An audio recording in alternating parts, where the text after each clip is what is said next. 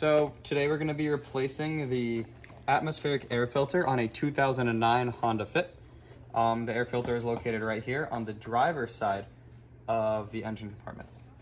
And we're going to be replacing it with STP filter SA10650, but there's a number of options that will fit.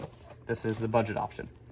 The first thing we need to do is remove the air filter housing, which is done by removing one clip right here on the top left, another clip right here on the top right, clip right here on the front left, and a clip right here on the bottom right. Then we can walk the air filter housing towards the front of the vehicle, away from the passenger compartment, and this reveals the air filter. This air filter can come out. You can see it's pretty dirty, full of debris and dust and some bugs. And we're going to put the new one in. Just eyeballing it, they appear to look identical, which is a good sign. And there are also tabs for alignment that mean you can only put the filter in one orientation.